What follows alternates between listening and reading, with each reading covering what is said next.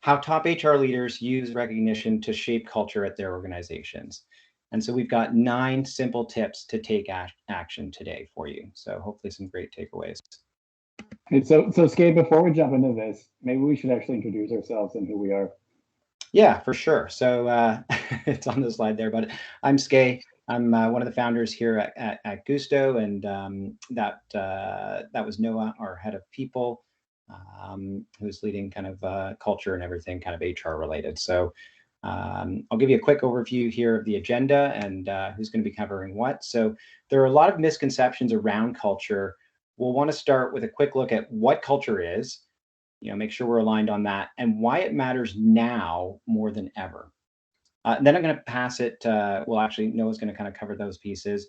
And then he'll dive into what we're really excited to teach you today is our ACE Your Culture model.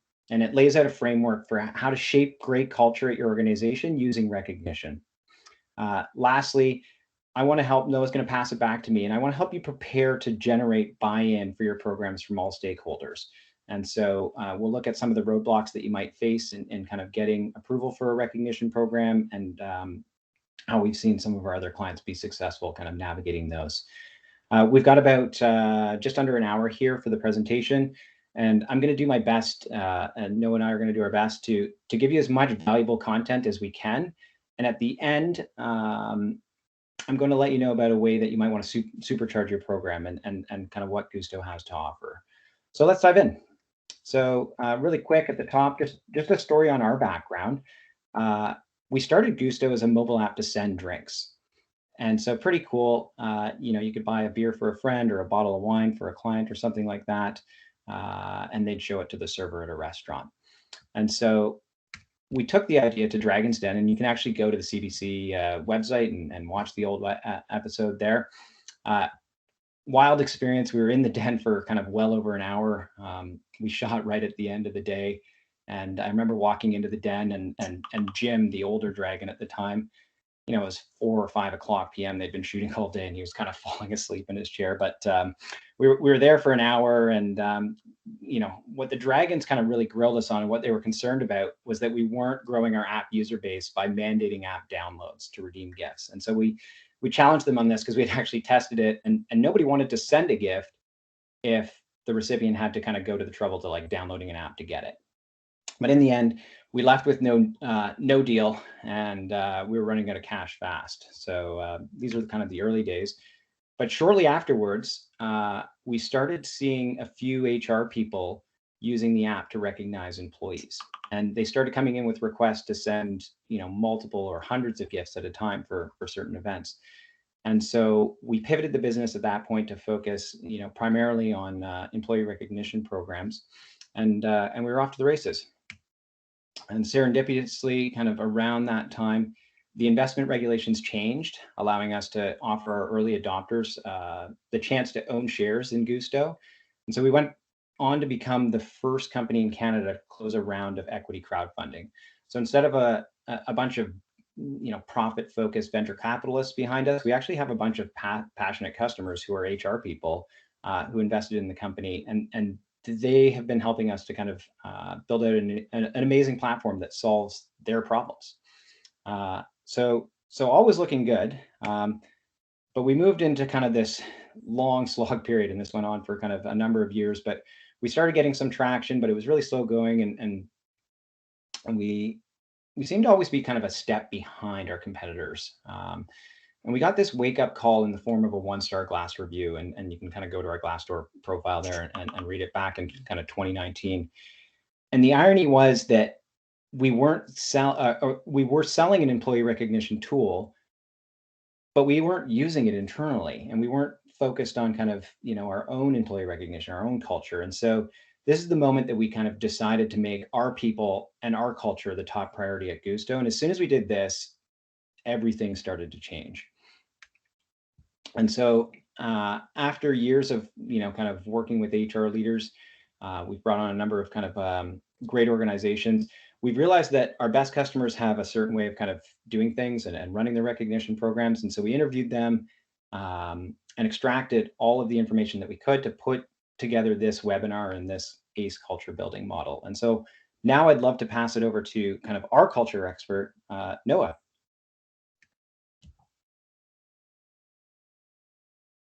Noah, are you there?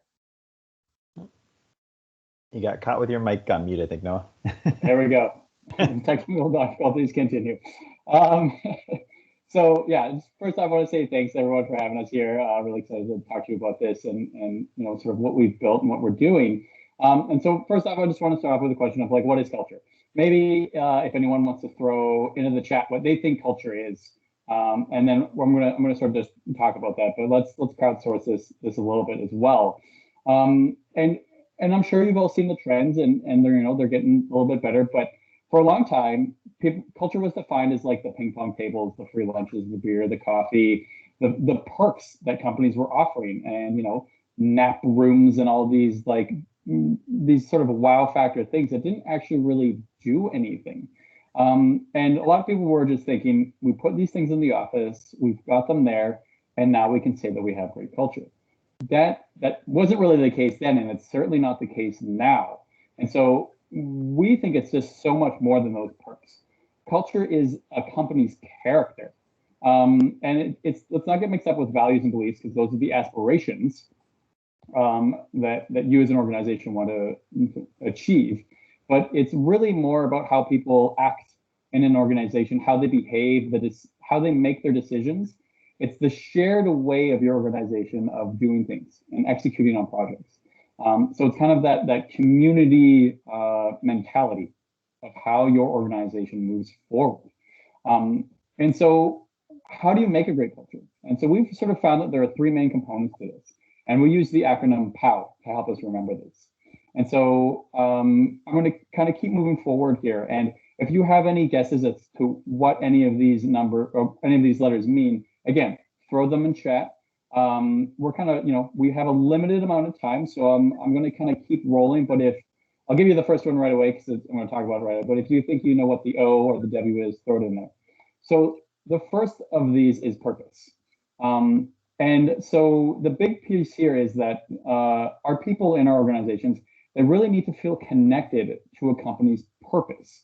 So they need to understand how not only the company's purpose, but how their role and the contributions they make are meaningful and impactful. And once they do this, once they cannot understand what's happening there, they will bring a passion to their role that you wouldn't get otherwise. And when passion breeds creativity, and that makes for great culture. And so the second piece here is opportunity.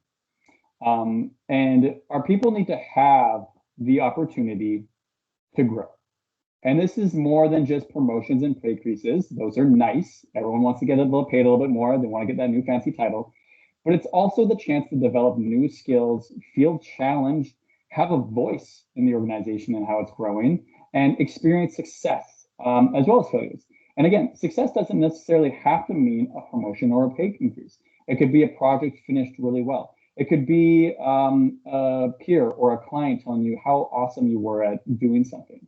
And when there is opportunity for growth in a safe and inclusive space, our people will embrace that growth at both a personal and professional level. And that just helps propel your organization with innovation. And that makes for great culture. And now the third piece here is well-being. And that kind of ties in this triangle. Because no matter how much purpose and opportunity you have, if your people don't feel that their well-being is a company priority, they're not going to be able to bring their whole selves to work. And so they need to feel a part of that community that is inclusive, where they feel that it is safe and that they are supported. And when they can do that, they can bring their strongest and most capable and authentic selves to work. And that also makes for great culture. When everyone's showing up and being who they truly are, you get more creativity, you get more diversity for thought, and you get just a great team kind of working together. And so let's kind of, to summarize and kind of go over all these things. When people feel a sense of purpose, they will come to work with passion, and passion fuels creativity and innovation. When people feel they have opportunity, they will embrace growth, and growth at a personal and professional level will only propel your company forward. And when people feel a sense of well-being, They will bring their full authenticity to the environment and to your workplace. And again, that will help create a more diversity of thought, more diverse solutions to the problems that your organization is facing. And we have all three of these components kind of working together. We can create a great culture. And so now let's look at why culture matters now more than ever. And so there are two major shifts happening in the world today. One, I am sure you all are acutely aware of, is that the remote work trend. Many companies have moved to remote or hybrid work environments due to the pandemic, and will probably continue that way even after the pandemic, if that ever actually happens, because it feels like every month that it just kind of keeps getting pushed back more and more and more. And this really makes it difficult for people to connect and feel engaged with each other. And I'm sure you're all feeling this within your organizations.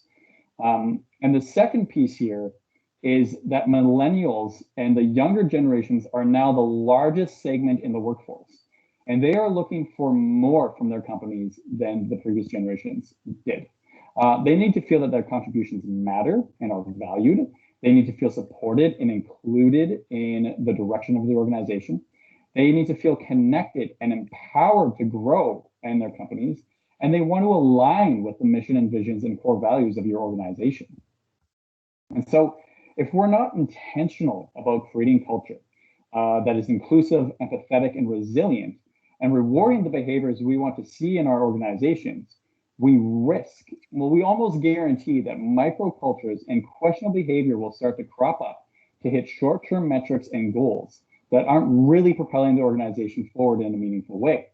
But if we can get culture right, or at least steer it in the right direction, because as HR professionals, we don't build culture in organizations. We can help set the tone. We can help set that foundation. We can help shift it in the right direction. But it'll start to impact everything from engagement, performance, to productivity, to innovation, retention, advocacy, recruiting. All of these pieces are influenced by culture. And you all know this. We're all kind of, we're all in the same world. We're all in the same vein. We understand how important culture is to an organization. And I know Skai will dive a little bit deeper into this later. And so to sort of help with this, we've created the ACER culture model. And we're going to now dive into how you can use recognition specifically to help build culture and using this ACE model. So at the center, we're driving toward one objective, and that is great culture. And as you recall, we just went through these three main components of great culture, which are purpose, opportunity, and well-being. Now, to produce these outcomes, we really need to align, connect, and empower our people. And so that's where that ACE framework comes. I feel like there's a little bit of a lag happening here, but hopefully it's not too bad. So first off, let's talk about the align piece, the A of this ACE model. And so alignment is about getting everyone the information they need to understand where the company is going and how they can contribute effectively. And that's about that's being transparent with the information, that's being transparent about the growth and direction of the organization. And this allows everyone to get going in the same direction and to make decisions without having to talk to other people, and to make smart decisions because they have the information at their fingertips. And when there is no real alignment at an organization, there will be no trust between your teams. And without trust, communication breaks down. And here's why. As humans, and any human interaction, the level of communication required is inversely related to the level of trust. If I trust someone completely, I don't need any explanation or communication of their actions or what they're asking of me, because I know what they're doing is probably in the best interest of myself or the organization. I inherently trust them as a person, and will therefore do what they ask without having to have a massive explanation. But if I don't trust somebody, if I don't trust the organization, then no amount of talking or positioning will get me to move forward in the way that they want, or to think that what they're asking me is in the best interest of myself or even the organization. And so for large and remote organizations, communication is a huge challenge. And so building the trust with your team is critical. And so I really I hope you go away with one thing, and that is trust is so critical to alignment and building teams. And Simon, if you're not familiar with Simon Sinek's work, I highly recommend you check it out. But Simon says it really well, and I love this quote. A team is not a group of people that work together. A team is a group of people that trust each other. And I think what Simon's talking about here is like effective teams are groups of people that really trust each other because they know that someone there is always there to have their back, whether they fall down or not. And so let's talk about 3 tips to align using recognition. And so the first piece here is setting the foundation. And so this is setting the tone of your organization. And this doesn't mean just putting your mission and vision up on a wall and being done with it, which, so many companies get caught in that. And like, well, I built this mission and vision. It's up on the wall. We said it to people. We tell new people when they come in, that's good enough. But not really, because you're not really aligning and reinforcing that. And so people pay attention to reward programs. And so it's a great opportunity to leverage that reward program and other communication channels to reiterate the mission and vision. And so that's using the different channels, like whatever your recognition program looks like, your company newsletters, different emails, your company intranet, or however you're posting updates, talking about it in meetings, your town halls, or having it, reinforced in your internal communication tools, whether that's Microsoft Teams or Slack or what have you. Then your leadership team really needs to drive this initiative forward. And the key piece there is walking the talk, being and personifying the mission and vision, talking about it, and then using recognition to really recognize people consistently for pushing the company toward that mission and vision. And your leadership team is integral here. And so it's really important that you get their buy-in and their support and their contribution to this program if you want others to do the same. And so as your leaders use recognition to recognize and reward employees across all levels of the organization, that doesn't just mean your executive team. That means the leaders need to recognize the directors. They need to recognize managers. Then they need to recognize that customer support representative who's only been with the organization for 6 months. And that shows that they actually care about these things and that they believe that these recognition programs are important. And so I want to jump into this great stat that we got out of the Workforce Mood Tracker report, which is 88% of employees, those who know our core values of an organization, say they are engaged. And you all know that an engaged employee is a much more productive employee. They're less likely to leave the organization. They're more likely to advocate for other people to join the organization. So engagement with your teams is hugely important. So let's move to this next tip. And that's tying any recognition program that you're going to build or create to core values. And this can be very simple things like starting meetings with core value shoutouts. And so, saying, Sandra did a great job leading is one of Guusto's core values, leading the sales team while the manager was away and taking over those extra initiatives and, running the sales meetings and making sure that the sales retro meetings were going well and everyone was getting the meeting notes that they needed. Or it's, customer success rep, the CS rep, Dave, who went above and beyond for one of our customers, if you're a customer-centric organization, and really made sure that they understood and had a good feedback loop to their issue. Another way to do this is to have your managers reward monthly core values on their teams. They can do this in meetings, they can do this one-on-one, but anything else. And then also crowdsourcing for stories. And this is a great way to kind of connect the overall company to your core values, is starting to get your actual team and your individual contributors to start submitting stories of their peers who are personifying these core values. And maybe you read these out at your town hall, you do draws for extra rewards for these, but these are all different ways that you can really drive that alignment of your team around your mission and your vision and your core values. So let's move into this. This is a scary stat that we found coming out of the William Sheeman report, which is that only 14 of employees know their company's direction. That floored me, that only just over a tenth of an organization actually understands where the company's going. And so how can you expect your team to align with your company's mission and vision and objectives, or even the core values, if it's not being overly communicated. And we all understand that someone generally needs to hear something 5 times before it actually sticks in their head. So you need to have that communication channel going full speed at all times and reiterating it and having that leadership team moving there, or else you might be one of those companies that only has 14% of your employees understanding where you're going. And so our next step here is like rewarding objectives, having those tangible objectives that are rewarded on a consistent and fairly regular basis. And so we want to really recognize achievements and behaviors that move that company towards its vision and mission. And we can do this as an individual level, or even on a team level, or even on a department level. And so, for example, we could do things around the customer support team reaching 100 happy support calls, or hitting an NPS score of whatever your goal is.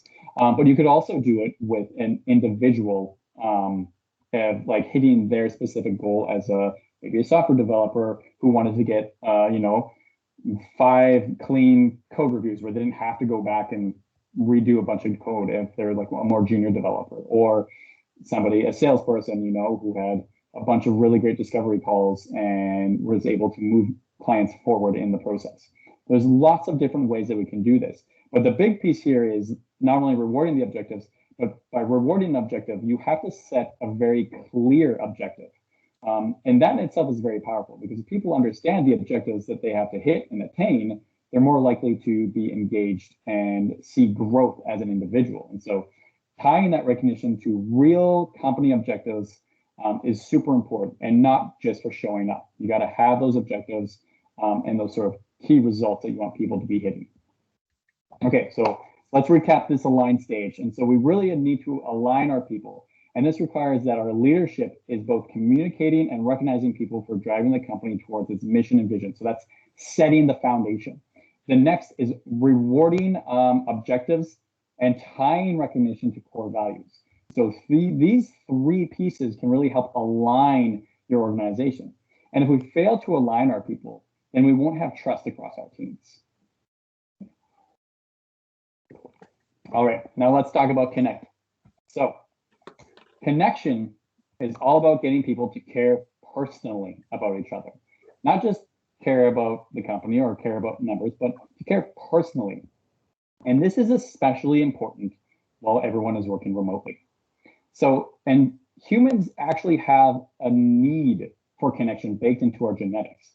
And so for thousands of years, as we have evolved as a species, we have needed tribes and support systems to just survive. And now, more than ever, we also need these tribes. But these tribes look a lot different than they did thousands of years ago. They're no longer our family groups. They're part of our family group, but they're also our friends, our co-workers. They could even be a broader community of other people within the same profession that you go to for support and help. And so our tribes have changed dramatically, but in order for our teams to thrive, we need to help them to connect and work together and give them that support. And so if there's no connection within our organizations, there's no collaboration. And without collaboration, it's really hard to achieve great things or build innovation or to propel an organization forward ahead of the competition if we're just a bunch of group individuals all kind of spinning on our wheels individually. And so Michael Jordan says this best, and if you haven't watched the documentary on Netflix, I highly recommend it, but talent wins games, but teamwork wins championships. And this is so true. If everyone's working individually, you might be hitting short-term goals and metrics, but you're really setting your culture up for failure, because people who set and only achieve short-term goals and are only focused on that will start doing and interacting questionably. And this is called ethical fading. And so let's talk about 3 tips to connect using recognition. So the first is using peer-to-peer nominations.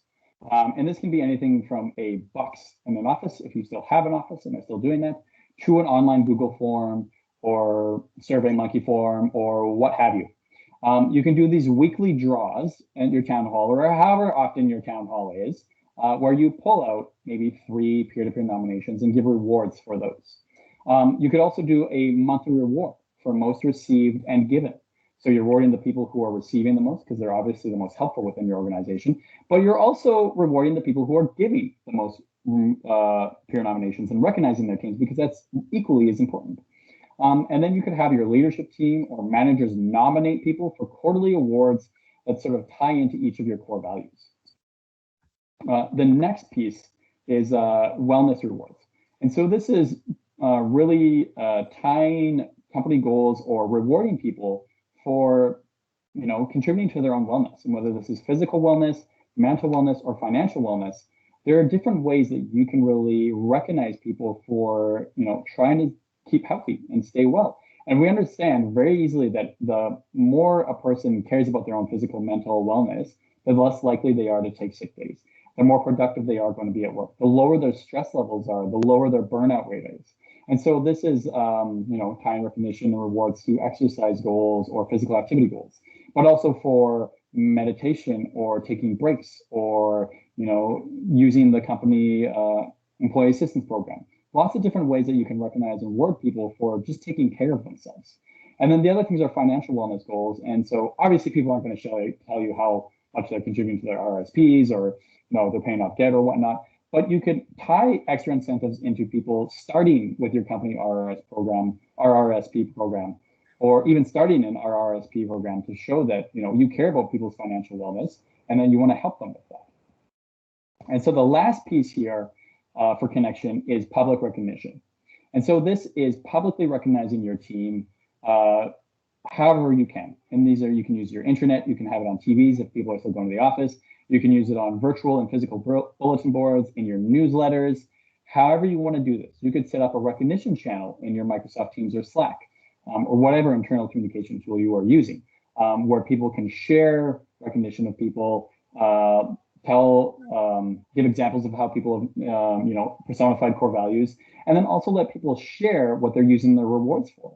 So, someone gets an Uber Eats card, and then they're like, hey, look at the lunch I got today because of my reward. Thanks to whomever for sending that. The other piece here is to also really celebrate mistakes.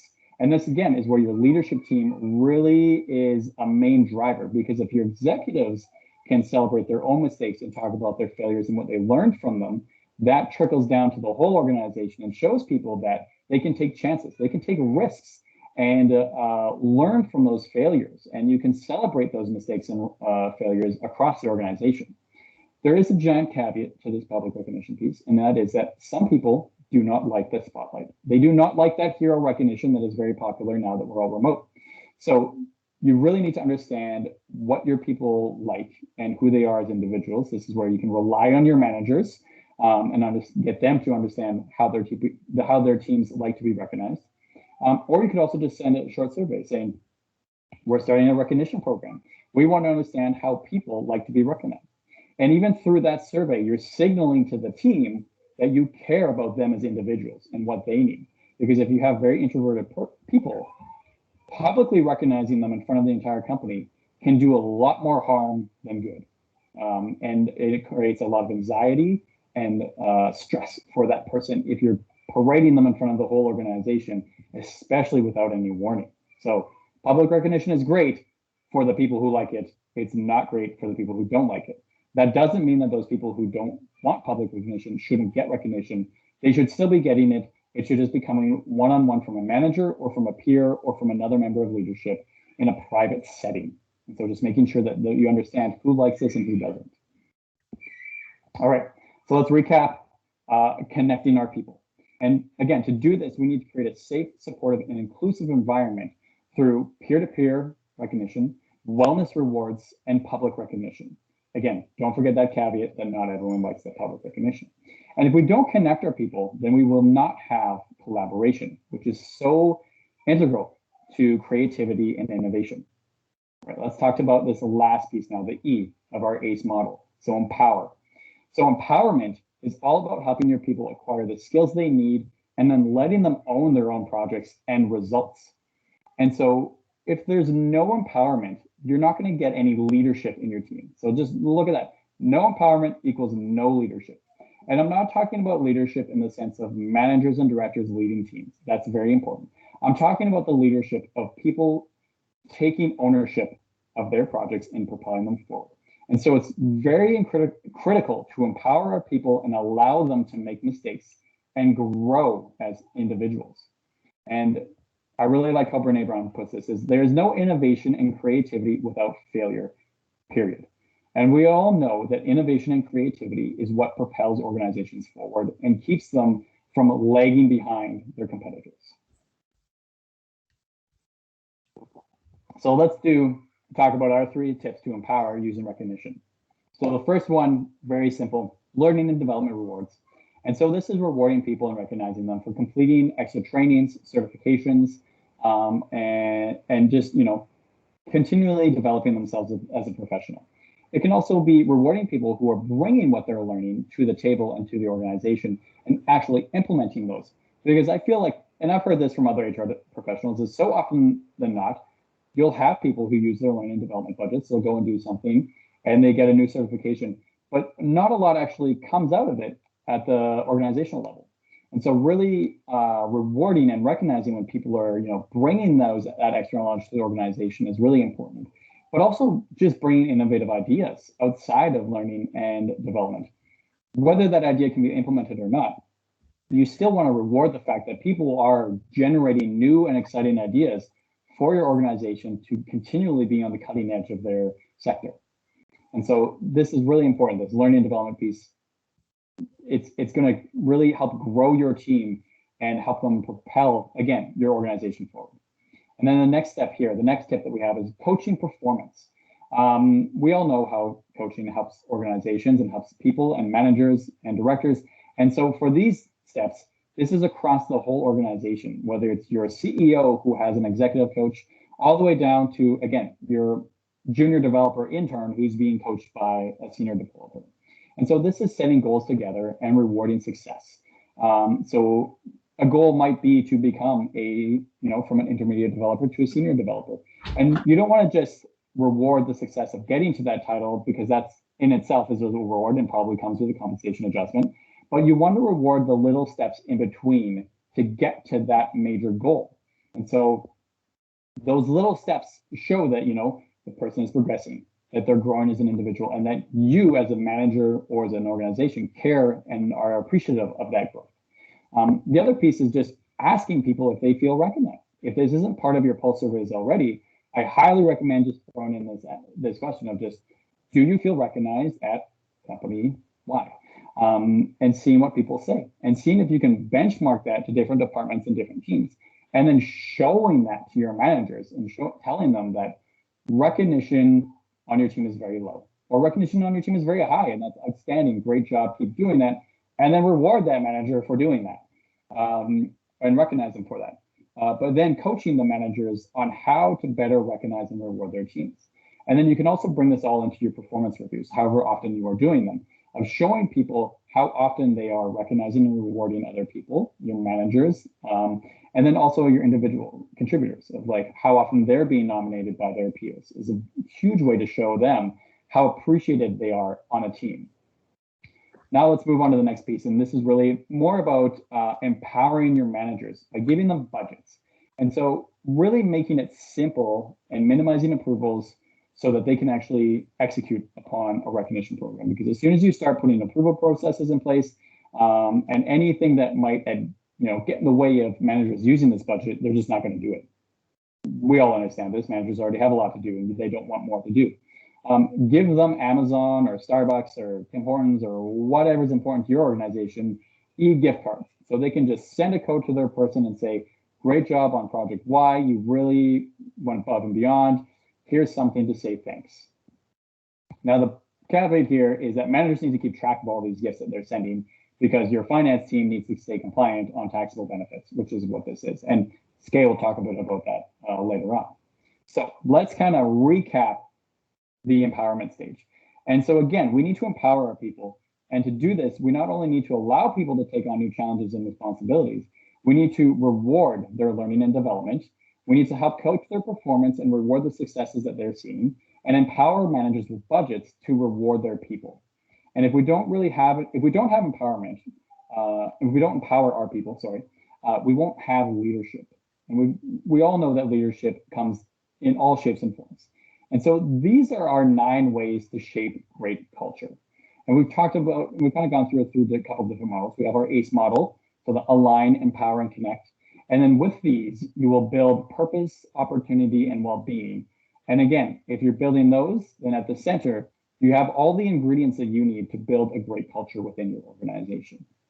And so at this point, I'm going to pass it back over to Skai to talk about how one of our clients kind of did this and how they created or uplifted their culture.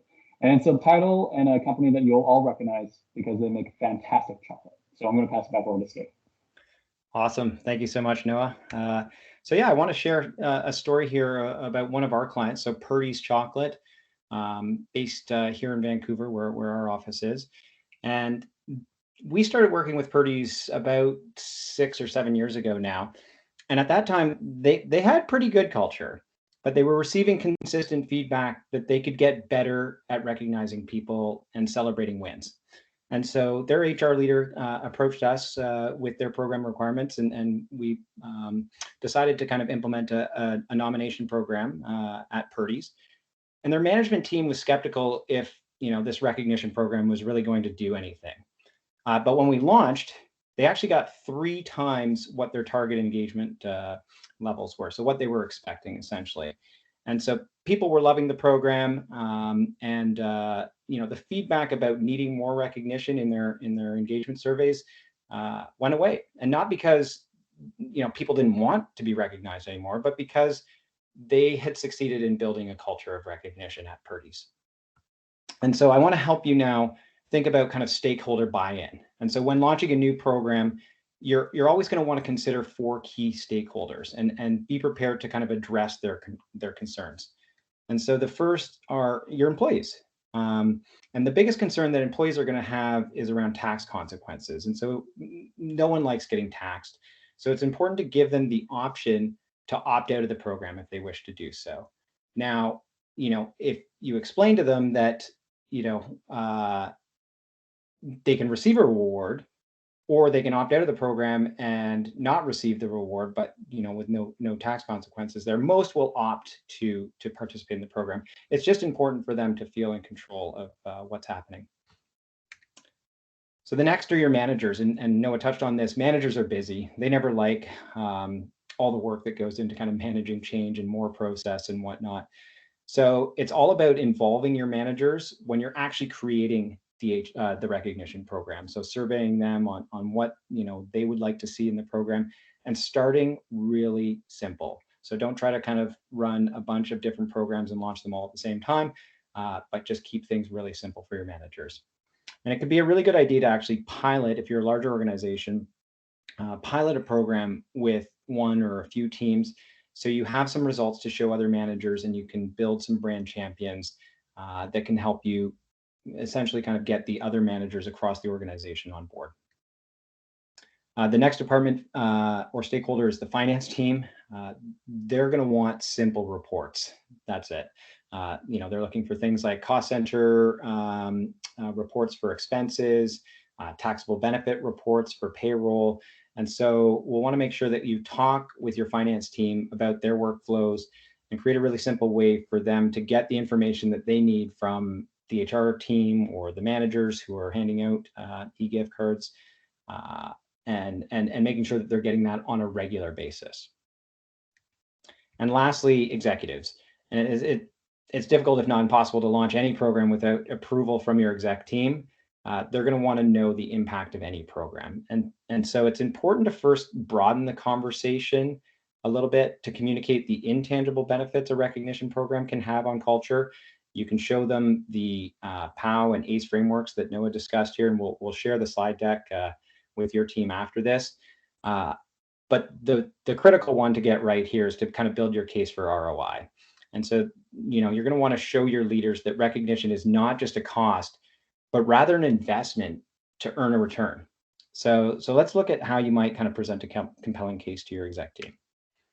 So firstly, you can share the impact that higher levels of recognition will have on kind of boosting morale. So 9 times the amount of morale there, 8 times the engagement, and desire to stay 2.5 times, or consequently kind of retention. So that came out of a study in the Carrot Principle there. Over 200,000 managers and employees were interviewed. But let's look at an example of a company spending about $25 million on their payroll. If they decide to invest just 1% of their payroll into a recognition program to do kind of ongoing, consistent recognition throughout the year, so $250,000 investment. Formalizing your recognition program can have some great efficiency gains right out of the gate. So rather than kind of ad hoc programs with different departments and teams all running their own programs and expensing everything and having finance and HR teams spending a ton of time trying to figure it all out, if we formalize the program, we can get some efficiency there, which might save us $50,000 on our existing kind of ad hoc recognition. The next one is absenteeism. If your people feel appreciated for their contributions, they'll be less likely to take sick days, which will lead to kind of sizable savings there. So another 80,000. Next up, onboarding. If you built a strong culture of collaboration and leadership using your recognition program, your team members will help new people ramp up much faster, which can drive even more savings there for you. So even with these three on their own, we've already earned a return on the investment. But here is where things get really interesting and exciting. And so companies with recognition-rich culture experience 31% lower turnover. And so we all know that turnover is crazy costly. You have to recruit, you have to hire, you have to train the replacement. There's also the risk that the new person doesn't work out and you have to go through the whole process again. And also the potential opportunity costs. If there's a gap in there between kind of somebody leaving and somebody coming in, things falling through the crack, maybe some sales that get missed there. So even if we just saw, half of that 31% amount and kind of put a 15% increase in retention, that would be massive savings. Next up, and kind of most impactful, is that companies with higher levels of engagement benefit from 21% productivity gains. And so if we're driving engagement through our recognition program, even with half that amount, a 10% increase in productivity, and just based on the clients that we've worked with, those that invest 1%, that's a good commitment to your kind of your recognition program.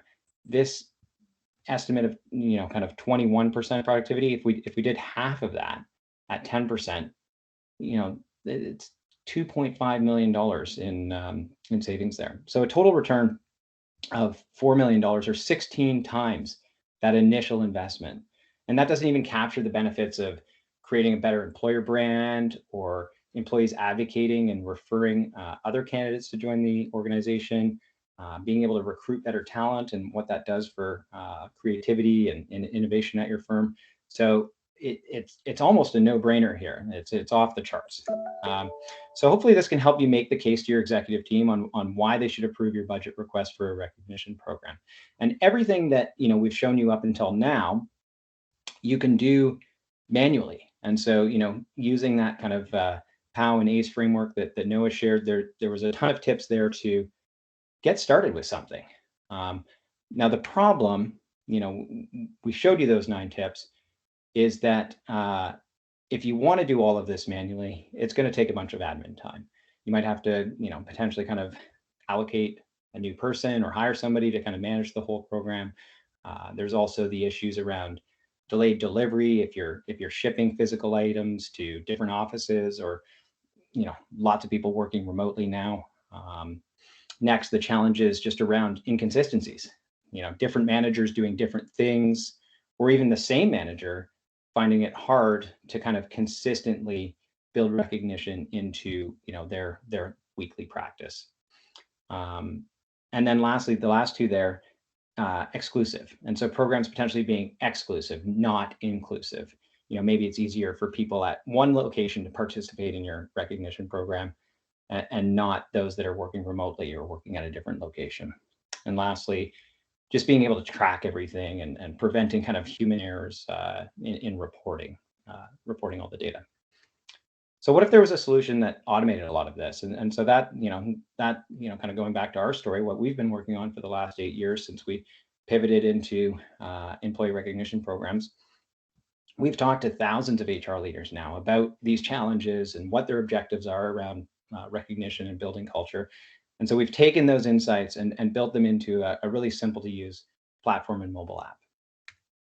And we focused on building features that generate those 3 desired benefits. So for example, to align our people, Guusto allows for real-time recognition.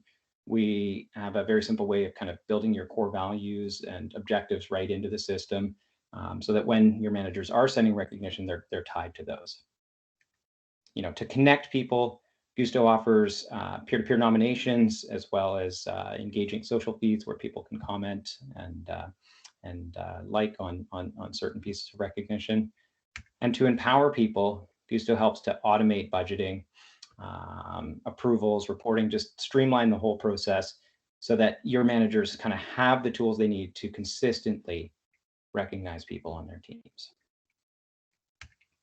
So we're on a mission here at Guusto to help our clients maximize the impact of their recognition programs and create great culture at their organizations. And so our platform makes it really easy to instantly send recognition kind of when it matters, not waiting until that performance review, which might be kind of 6 months or even a year out from the event. It also makes it easy for managers to be consistent with recognition. And lastly, rewards are highly flexible and can be redeemed for any of our partner merchants. So this makes it really easy for managers. They can send a reward through Guusto, and the recipient gets to choose where they want to redeem it from, I think, over 60,000 different merchant locations now. So people actually get something that they want and value, which makes the program more impactful. Next up, we believe in fair and transparent pricing. It's actually completely free to use Guusto as a single user to send out gifts to as many recipients as you wish. So you can bulk upload them all into the system, and that's completely free to use. And we often get asked, well, how do you make money? We charge the merchants in the program. So when your recipient goes and redeems at Starbucks, we charge Starbucks. So they help to subsidize the software for you to use for free. Now, if you would like to take advantage of some of the more kind of powerful features and start giving some of your managers or team members budgets, you only pay for those team members that you'd like to provide a budget, not all employees that are just recipients, versus a number of other providers in the in this space. They're going to charge for every employee that you load into the system.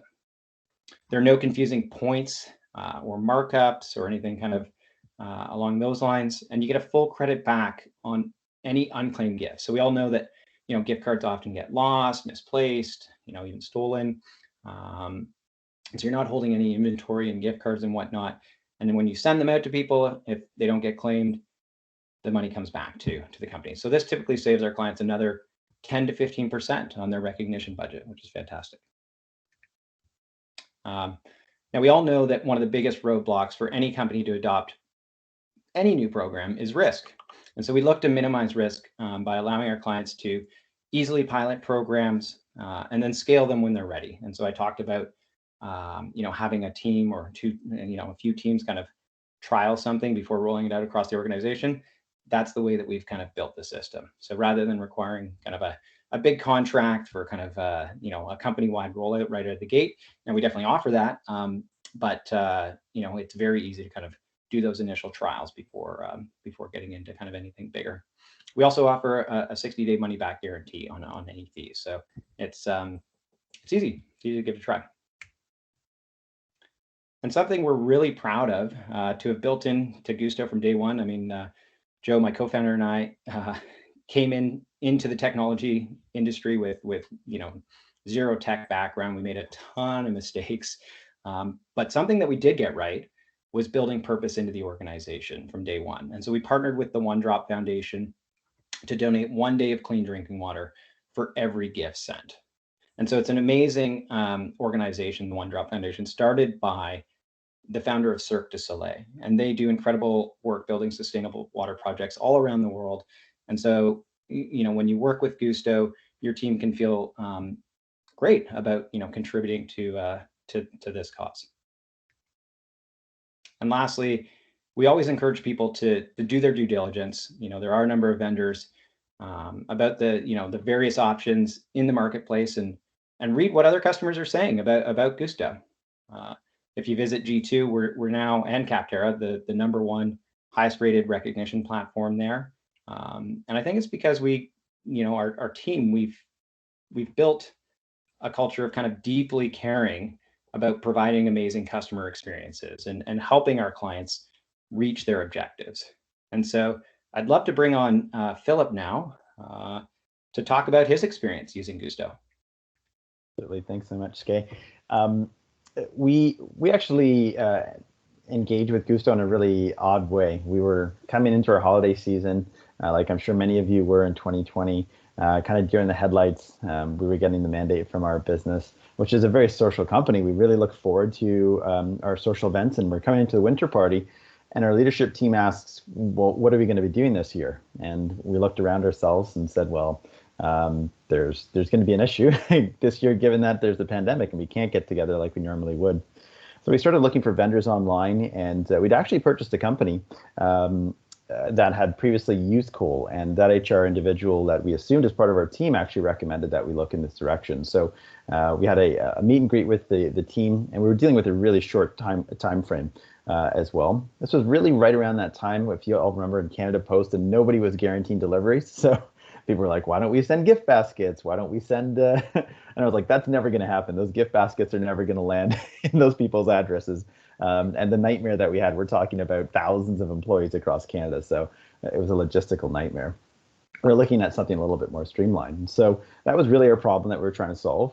We landed with Guusto, and part of our mandate every year is to pair not just gift giving and having a holiday party to celebrate, but to giving back with our communities, which is one of the really core values of IBI in terms of our community involvement. And so that needed to be part of the solution in terms of what we were looking for. And we were really fortunate to be able to find a solution with Guusto where we could both give electronic gift cards, which are personalized in terms of the branding, but also the experience, so people could choose what they wanted to do. I'm a Tim Hortons person, not a Starbucks person, so that's really important that people were getting something that they saw value out of. But we also paired not just the gift, but also a charitable option on the platform. So we picked 4 different charities, and they're actually regionalized because you can't have the same thing in the western part of Canada that you can in the east. Obviously, the charities need to be a little bit more localized. And we used the platform for staff, not just to choose a gift for themselves, but to be able to choose which charity they wanted to partner with. And we worked with Guusto to be able to actually pass those charitable givings on to those local charities. It was very, very successful. We saw a huge adoption rate. About 96% of the actual cards sent out were adopted. It was probably those senior leaders that probably didn't click on redeeming, which is not a bad thing. But we had a really high utilization of the gift card process. And we still get feedback today, actually. We're coming right into that holiday season again. And lo and behold, we did have venues booked that getting pushed out. So we're actually thinking of what we're going to do for this year. But the feedback was really, really positive from staff. They liked the option of not just only picking their gift card, but also actually having to deliver on a charity that made sense. So we had a great experience. We dealt with Charlotte and Emma on the customer service side. They were great at kind of fine-tuning the needs that we had. And we turned it around, I think, in 2.5 or 3 weeks. Like, it was unbelievable of what we were able to do in a very short period of time. And certainly it's never an issue to take praise for the team that was involved in being able to deliver it. But a really great experience with the platform. I know there's a couple of other EHR members that are actually on the platform from the call yesterday that mentioned that. I'll pass it back to you, Skai, and Noah, just to wrap. Fantastic. Well, thank you for that, Phillip. And we look forward to continuing to work with you and your team there at IBI to work on holiday programs and other programs throughout the year to help your teams build culture into your organization. So